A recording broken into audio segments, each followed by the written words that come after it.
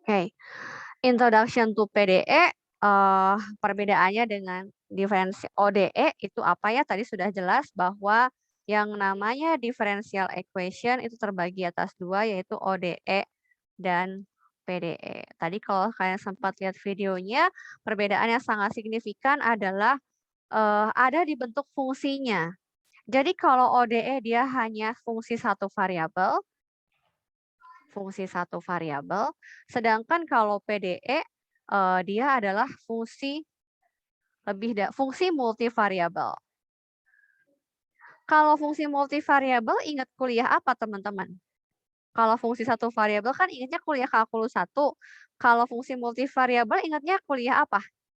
Kalkulus 3. Ya, betul sekali. Jadi ini kalian harus mantap kalkulus 3. Nah, ketika saya punya fungsi multivariabel, sedangkan D-nya itu sendiri adalah derivatif, berarti kalau derivatif itu dia nyangkut-nyangkut notasi turunan, ya. Kalau di ODE notasi turunan boleh pakai aksen ya. Misalnya kalau saya punya fungsi f, saya punya fungsi fx, maka derivatifnya adalah Anda boleh tulis f aksen x, atau Anda boleh tulis df per dx, seperti itu.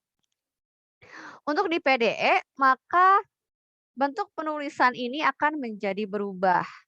Ya, berubahnya karena dia multivariabel, otomatis F-nya tidak hanya bergantung pada X, bisa saja yang kita temui misalnya fungsinya adalah fungsi F, X, Y. Gitu. Sehingga ketika kita punya turunan ini ya turunan pertama, itu kita nggak boleh menuliskan aksen. Sehingga yang muncul di sini ada dua macam penulisan, ya. Untuk turunan pertama, katakanlah terhadap X, kita boleh menuliskan pakai subscript, gitu, turunan terhadap X. Dan fx ini boleh Anda tuliskan sebagai pakai do, gitu. Nah, partial f terhadap partial f terhadap partial x, gitu, ya. Sama untuk yang y-nya juga sama, ini tinggal di copy. Ini tinggal di copy. Ini FY. Artinya equation yang kita temui itu mengandung fungsi yang dapat didiferensialkan, yang dapat diturunkan. Tapi kali ini, kalau dulu ordinary karena kita punya fungsi satu peubah, jadi dia turunan biasa. Sedangkan sekarang turunannya turunan parsial. Kenapa? Karena fungsinya kita itu adalah fungsi yang lebih dari satu peubah. Banyak orang menuliskan ini pakai fx boleh, pakai subscript, mau pakai do juga boleh. Ibu lebih suka yang mana? Kalau saya pribadi, seandainya saya tidak mengajar online, kalau saya nulis jawaban tulis, saya lebih suka pakai do. Tapi karena ini misalnya untuk menyingkat penulisan, karena saya pakai Word, saya biasanya pakai subscript X. Kalian mau pakai mana aja juga boleh. Gitu. Nah, kemudian setelah itu,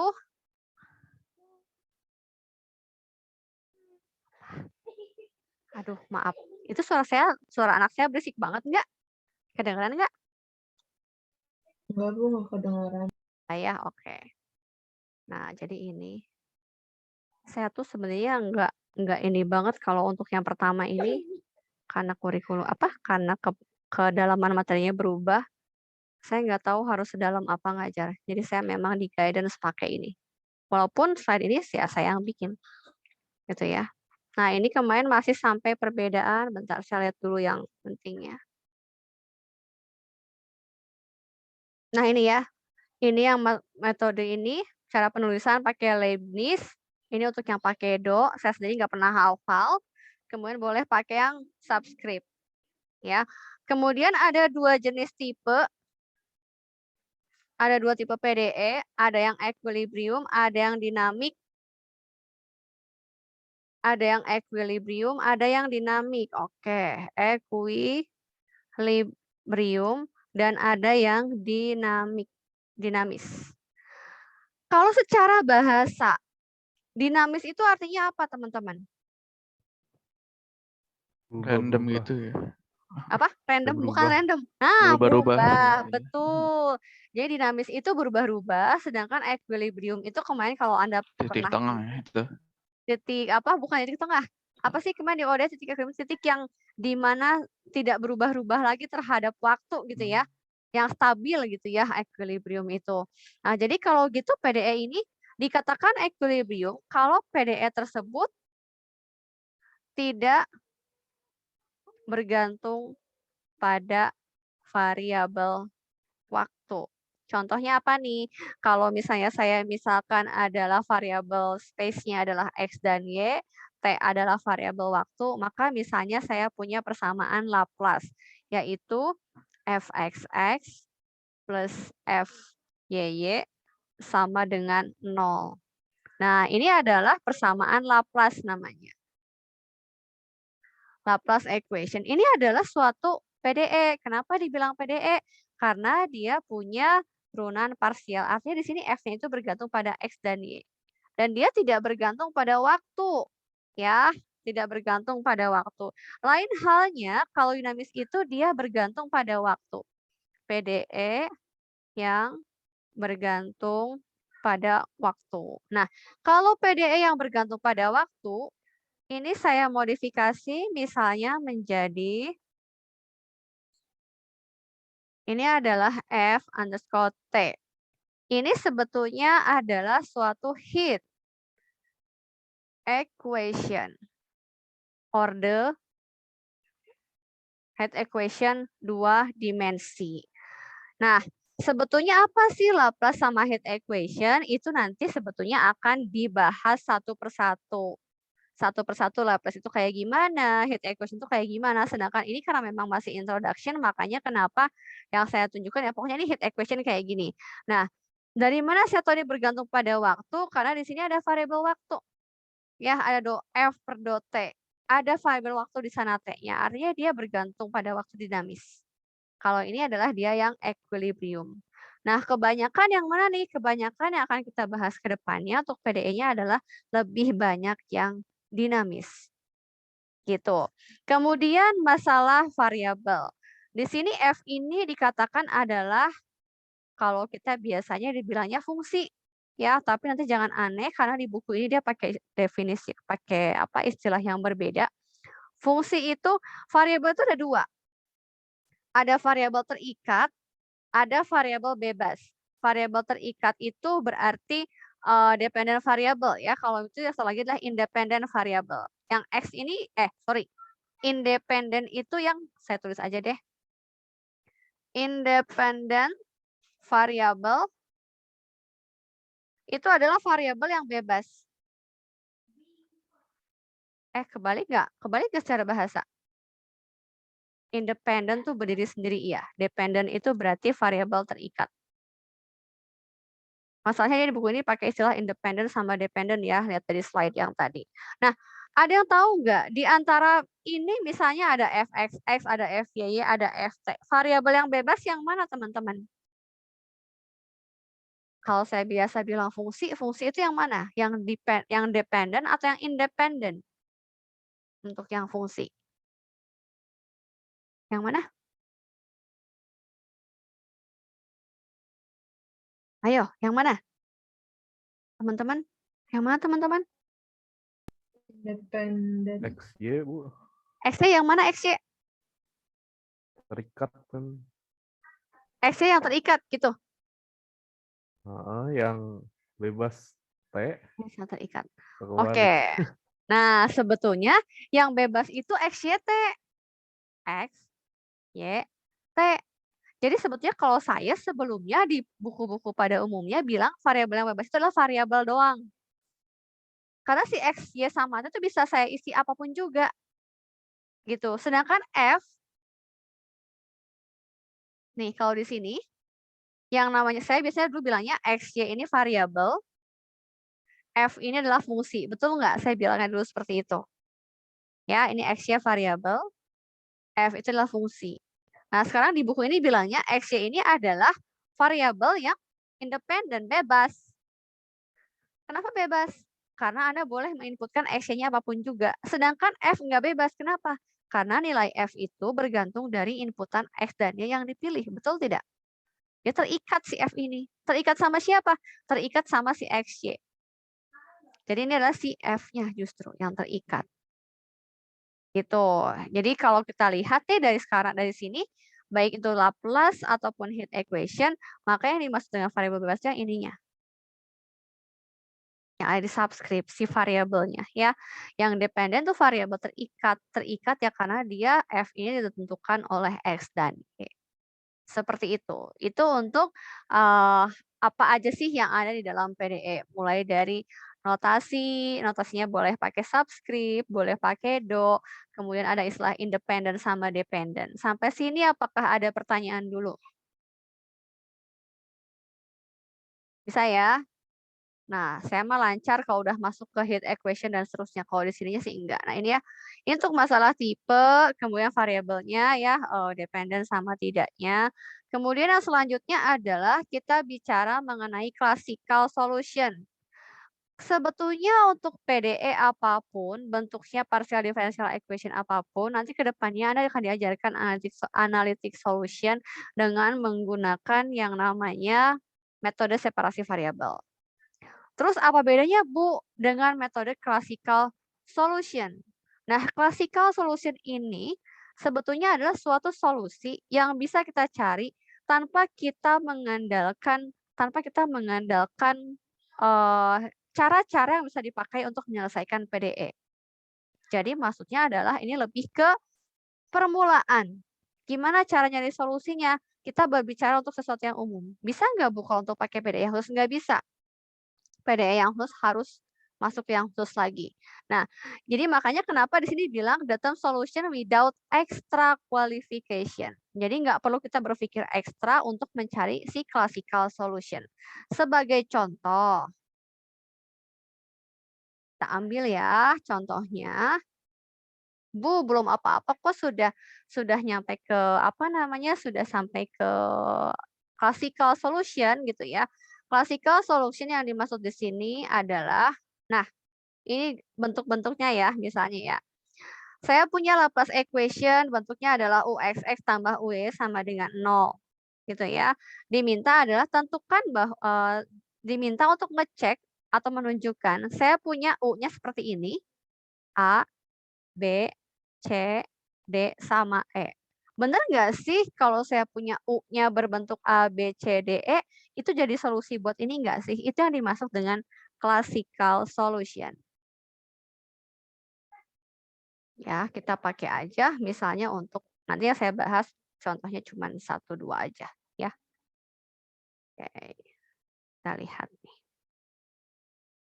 Ya, ini yang dimaksud dengan classical solution. Jadi klasik itu artinya cara lama gitu ya, cara lama, cara sangat-sangat yang tidak butuh effort yang terlalu besar gitu, tidak butuh effort yang besar, tidak perlu belajar PDE sampai segimananya banget gitu ya.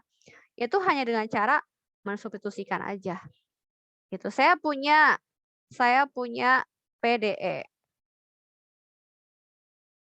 Saya punya PDE nih misalnya ya, bentuknya adalah itu U XX ditambah UYY sama dengan 0. Lalu akan diperiksa, akan dibuktikan. Bu, kalau nggak pakai PDE, pakai apa, Bu? Pakai tools-tools yang sudah diajarkan di mata kuliah sebelumnya. Dan kebetulan kalau untuk PDE itu kebanyakan ya kita bawanya adalah kalkulus 3. Karena yang multivariabel. Akan dibuktikan bahwa kita mau pakai soal A nih. Bahwa UXY misalnya adalah E pangkat X cos Y. Nah, kita mau lihat ini nih. Benar nggak sih kalau si UXY ini adalah solusi dari ini? Benar nggak? Coba deh. Ini kan saya belum mulai nih ngajar PDE. Tapi kalau kalian punya pertanyaan seperti ini, sebetulnya kalian bisa ngerjain tanpa harus saya ngajarin gimana cara cari solusinya. Gitu. Nah, sekarang saya tanya, kalau kalian punya pertanyaan seperti ini tanpa saya mengajarkan PDE lebih jauh, kalian kebayang nggak gimana cara ngerjain ini? Nah, ini yang dimaksud dengan classical solution. Anda nggak perlu belajar effort terlalu besar. Apa yang perlu kita lakukan untuk membuktikan bahwa ini adalah benar solusi UX tambah UYY sama dengan 0? Ada yang tahu? Siapa yang tahu? Halo? Baik-baik aja ini? Gimana caranya teman-teman? Ada yang ngeh? Tanpa harus pakai PDE, apa yang perlu Anda lakukan untuk Langsung membuktikan? turunin aja. Iya, betul sekali. Dengan siapa ini? Brian. Brian. Brian berapa NIM-nya? 230 atau chat aja lah Bu ya. Oh iya, chat boleh. Di chat ya. Oke, betul kata Brian. Jadi sebetulnya sebelum kita belajar PDE lebih jauh, tadi saya baru mengenalkan ya PDE itu apa segala macam. Kok tiba-tiba Ibu cuman langsung main soal aja, karena memang itulah yang namanya classical solution. Ya, jadi classical solution itu kita nggak butuh effort banyak, tidak perlu belajar banyak, tapi cukup pakai feeling atau dari bagaimana Anda menganalisa soal. Akan dibuktikan bahwa U adalah solusi dari ini. Anda cukup menurunkan, kata Brian. Menurunkan terhadap siapa? Pertama, lihat bentuk equation-nya. Ada UXX, ada UYY. Berarti turunkan terhadap siapa? Terhadap siapa teman-teman? X. Jadi apa Cindy kalau turunan terhadap X? Saya lupa. Jadinya pangkat X lagi. Terus bagaimana dengan cos Y? Tetap. Kenapa tetap? Karena kan diturunkannya terhadap X. Jadinya Karena Y-nya, turunkan terhadap jadinya X. Jadi Y-nya cuma jadi konstanta gitu. betul. Akan sama nggak dengan UXX? Iya, Iya, Ya. sama aja itu. Betul sama. sekali. Berapa sinimnya? 2301 861680. Oke. Nah, ini teman-teman UXX. Apalagi nih yang perlu kita cari? Ini tujuan soalnya ada UYY, Bu. Berarti pakai siapa yang mau UY? Saya deh, Bu. Iya. Irvin ya? Iya, Bu. Lama-lama saya kenal Irvin, tapi kalau ketemu di kelas gak tahu yang mana orangnya ya. Harus kamu ngomong dulu, baru saya tahu siapa namamu. Irvin, silakan UY-nya di apa? Berarti itu X tetap PE pangkat X. Lalu? Kalau saya jadi berarti minus sin Y. Minus sin Y, betul sekali. Kalau UY jadi apa, Vin? Oh Y-nya. Harusnya sama aja ya, jadi S. Jadi S, jadi pangkat minus. Jadi cos Y. cos Y, betul sekali. Irvin berapa NIM-nya? 230. 185. 4. 5 3 kali.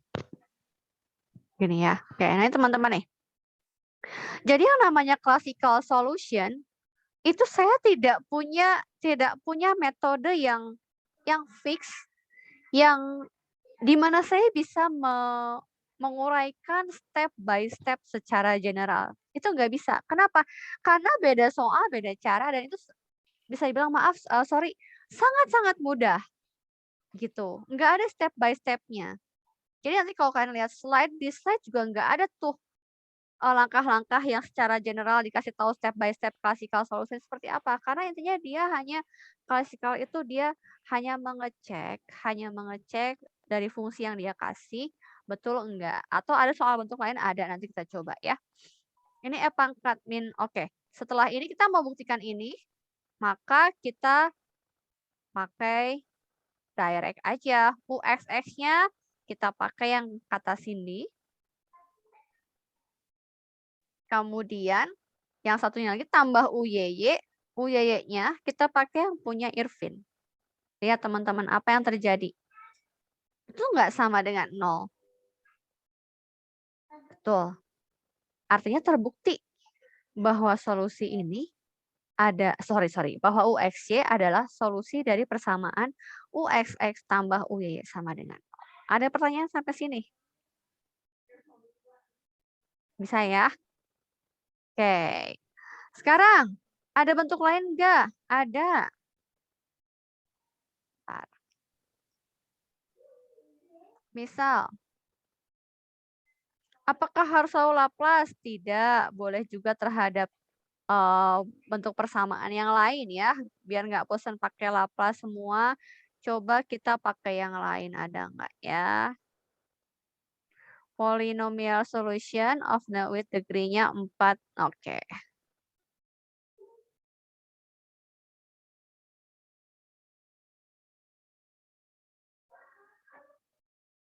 Oke, ini dia.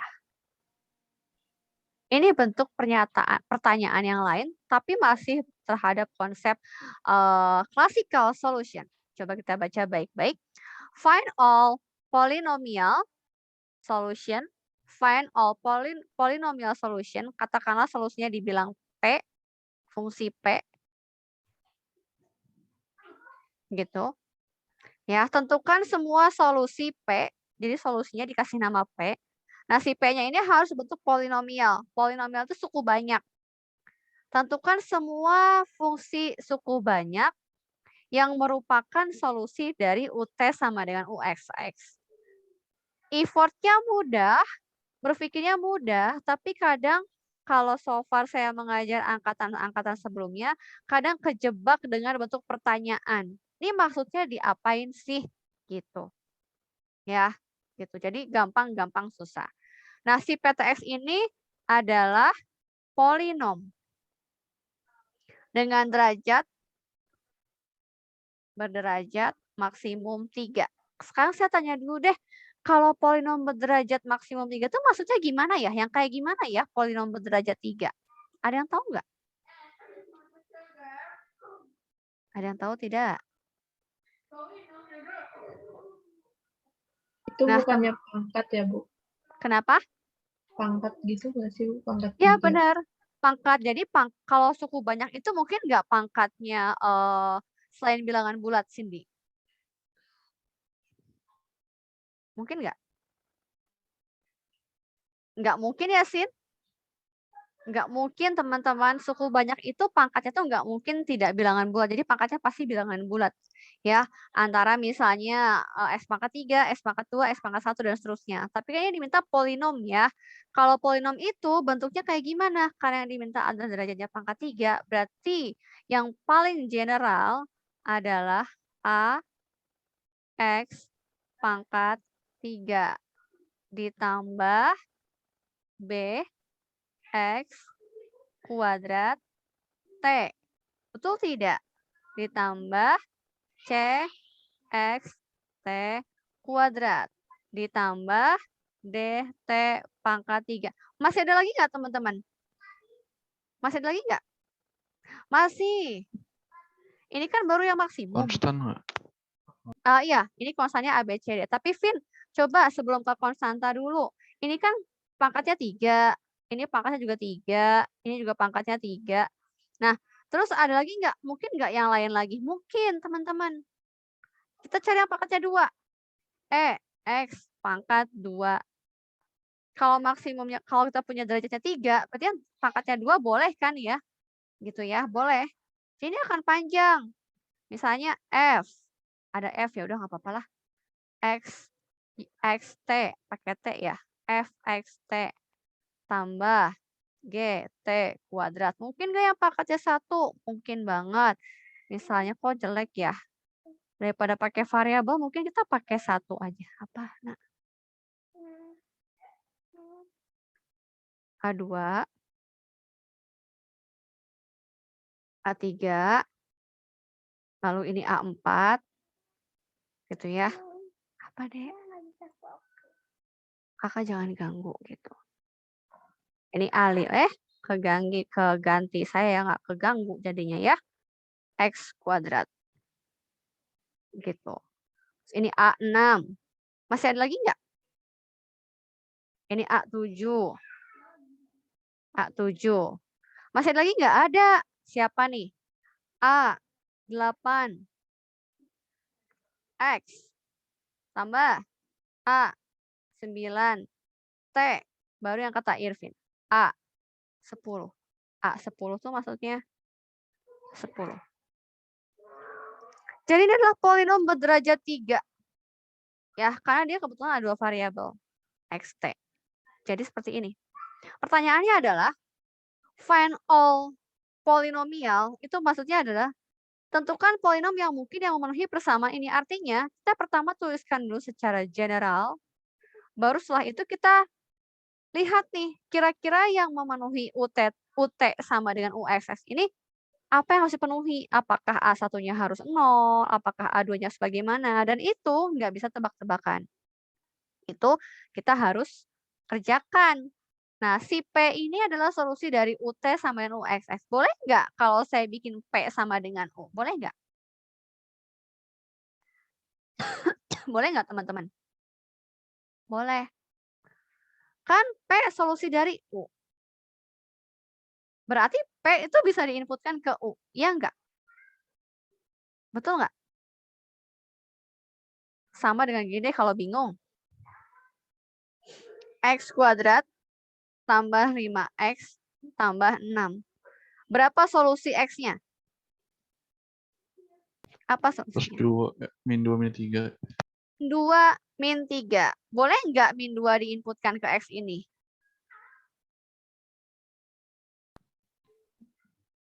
Boleh nggak? Boleh aja. Boleh. Min 3 boleh nggak kalau saya bilang, kalau tadi Irvin bilang solusi dari ini adalah min 2, min 3, maka solusi X sama dengan min 2 berarti memenuhi ini. Gimana caranya tahu ini memenuhi? Min 2-nya diinputkan ke sini, dihitung keseluruhan 0 atau tidak gitu kan. Min 3 solusi dari ini enggak? Iya, kenapa? Karena min 3 diinput ke sini, ditotalkan akan jadi 0 juga. Ya, jadi dengan ilustrasi ini saya bisa bilang bahwa, oh berarti kalau P solusi dari UT sama dengan UXX berarti maka P ini juga adalah U. Maka ketika saya punya UT, saya bisa cari PT. Siapa yang tahu PT? 2 menit lagi nggak apa-apa lah ya lewat dikit mah ya. Terhadap T, jadi apa? 2 A2 X, betul tidak? 2 A2 X. Tambah, saya akan secara cepat. Kok 2? Salah dong. Kenapa salah? Siapa yang tahu? Kenapa salah? Turunin T-nya. Iya, terhadap T ya. Saya tadi malah menurunkan terhadap X. Nah, ini baru 2 A3 XT.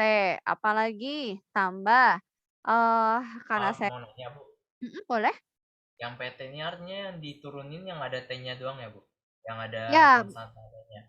karena kalau nggak ada T-nya berarti kan dia konstanta.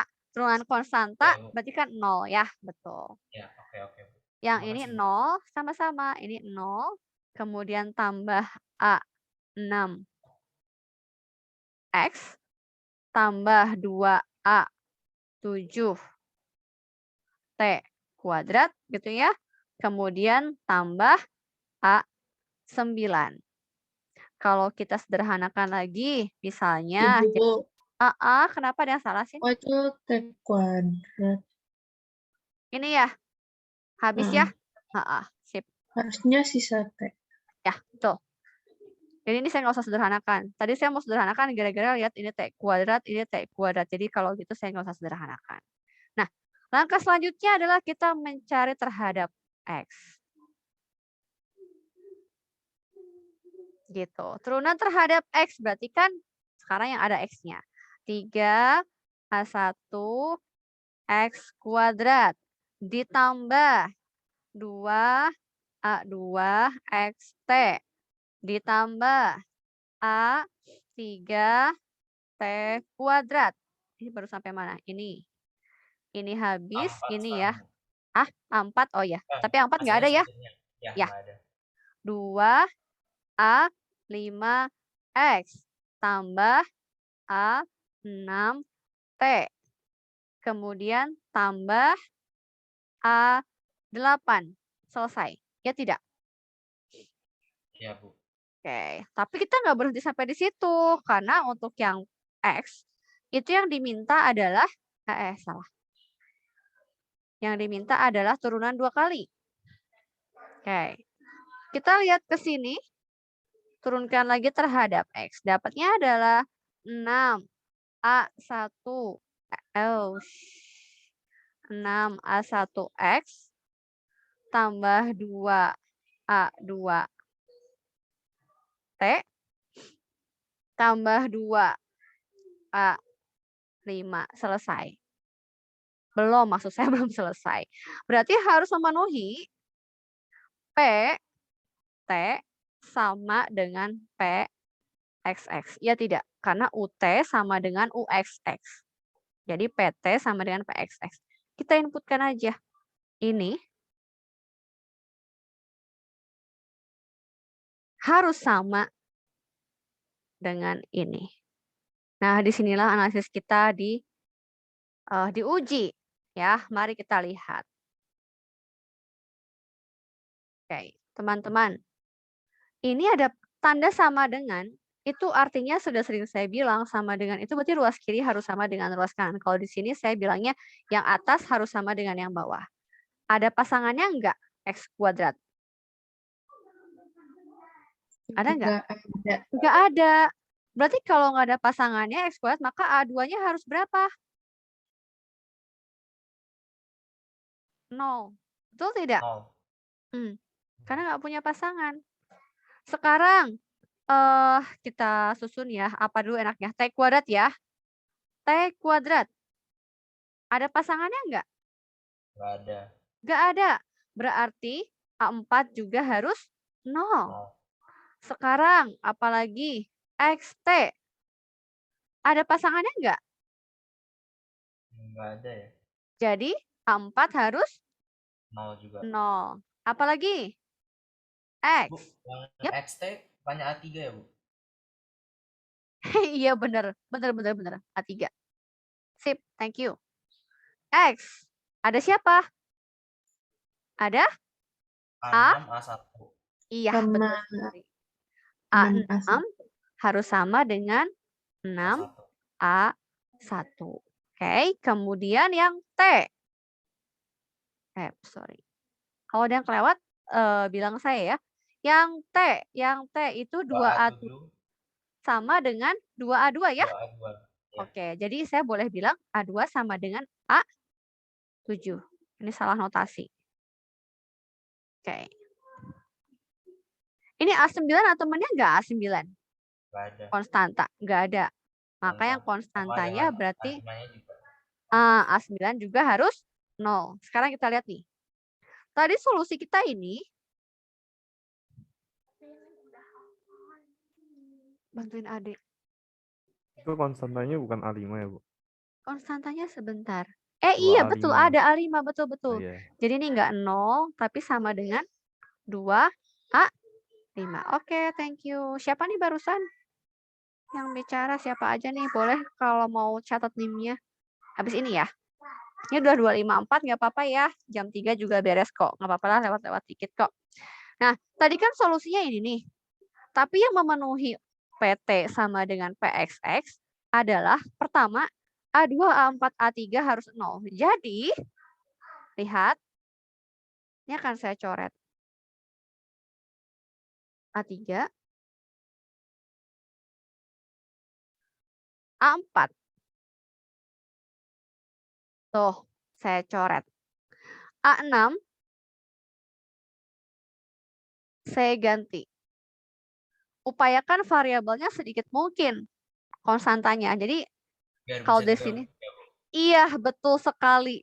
Jadi kalau misalnya nanti, misalnya ya, Irvin memilih koefisien X pangkat 3-nya memilih 5, berarti Irvin tidak boleh memilih ini sebagai yang lain. Jadi koefisien X pangkat 3-nya kalau memilih 5, maka koefisien X-nya harus memilih 30. Karena 6 kali A1. Kalau misalnya nanti yang lain lagi, misalnya Ivan mau pilih ini A1-nya min 3. Berarti Ivan nggak boleh ikutin Irvin 30, tapi Ivan harus pilih negatif 18. Gitu maksudnya. Jadi banyak ya Bu ya solusi yang bisa memenuhi itu. Banyak banget. Tapi dari sekian banyak solusi itu yang memenuhi adalah yang bentuknya ketika koefisien X pangkat 3 dengan koefisien X-nya adalah si X-nya itu 6 kali lipat koefisien ini. Itu ya. Lanjutkan dulu ya. A2 sama dengan A7. Ini kita ganti. dengan 2. Kemudian ada A9 diganti 2A5. Oke. 2A5. Jadi teman-teman, polinom yang seperti apa sih yang pangkat 3 yang bisa memenuhi persamaan UT sama dengan UXX adalah polinom PTX yang bentuknya seperti ini, tapi Anda dibebaskan memilih bentuk A1-nya berapa, A5-nya berapa. Contoh. Yap, boleh tanya. Kan A2 udah diketahui 0. A2 emang 0 ya? Jadi Oh iya, betul-betul. boleh. Ya, boleh banget. Ada lagi nggak? Jangan saya ada miss lagi nih. Udah ya? Udah Bu, cuma A2 doang. Oke, sip.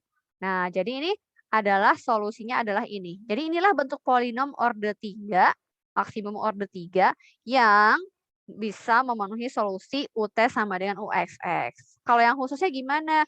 Saya kasih ilustrasi ya. Saya mau pilih A1-nya 2. Kalau saya pilih A1-nya 2, maka di sini harus 12. Jadi nggak boleh tuh kalau misalnya Alisa memilih A1-nya 3, di sini 12. Disalahin. Gitu. Ya, tapi sebetulnya solusinya yang mana? Solusinya tetap yang atas ya. Kalau yang bawah cuma buat ilustrasi. Terus A5-nya saya pilih 1. Berarti di sini harus pilih 2. A8. Nah, A8 bisa bebas nih. A8 bisa bebas, mau ekstrim Bu, 100 boleh. Ini mau ekstrim Bu, mau berapa? Mau 0,00001. Dijamin deh. Coba turunkan terhadap T, coba turunkan terhadap X 2 kali, pasti dia akan memenuhi UT sama dengan UXX. Gitu. Apapun angka yang kalian pilih. Kalian suka negatif, suka pecahan, oke ya, kenapa? Makanya untuk untuk jawabannya itu kan artinya PTX sama dengan A1X pangkat 3 itu ya Bu. Nah itu nantinya kalau di soal gitu harus disederhanain lagi nggak Bu? Atau digabung-gabungin A1-nya lagi atau yang kayak gini aja udah nggak masalah? Bebas. Mau digabungin boleh, mau kayak gini juga boleh. Cuman ini ada yang lupa. Kalian harus bilang dengan A1, A5, sama A berapa nih? A8 ya. A8, kemudian A10 adalah bilangan real. Real itu boleh pecahan, boleh desimal, boleh negatif, boleh positif. Kalau kalian nggak tulis itu, atau kalau kalian tulis itu sebagai bilangan bulat, malah jadi salah. Karena dia harusnya real. Gitu. Atau cuma mau bilang A1, A5, A8, A10 adalah suatu konstanta, itu juga boleh. Karena kalau kalian bilang suatu konstanta, artinya udah definisinya pasti bilangan real. Tapi kalau ada yang bilang dengan A1, A5, A8, A10 adalah bilangan bulat, itu dikurangi poinnya. Karena nggak harus bilangan bulat. Gitu. Ada pertanyaan sampai sini? Oke. Jika tidak ada pertanyaan, itu dia tadi kita baru sampai yang namanya classical solution. Jadi pertemuan pertama ini untuk yang ada di slide ini sebetulnya adalah sesuatu yang sangat memang betul-betul baru. Intro aja sih, saya juga kadang nggak hafal maksudnya kalau untuk intro itu saya apa aja yang harus dibahas. Gitu. Jadi classical solution sekali lagi adalah solusi yang sebetulnya bisa kita dapat tanpa kita harus mengeluarkan effort atau tanpa kita harus belajar menimba ilmu PDS secara spesifik sampai masuk ke dalam-dalamnya. Jadi ini masih pakai tools-tools yang pernah kalian pelajari di mata kuliah lain. Ada pertanyaan sampai sini? Oke, jika memang tidak ada pertanyaan, maka kita akan lanjutkan di minggu depan, ketemu lagi di jam 1.20 ya. Selamat sore, sampai ketemu minggu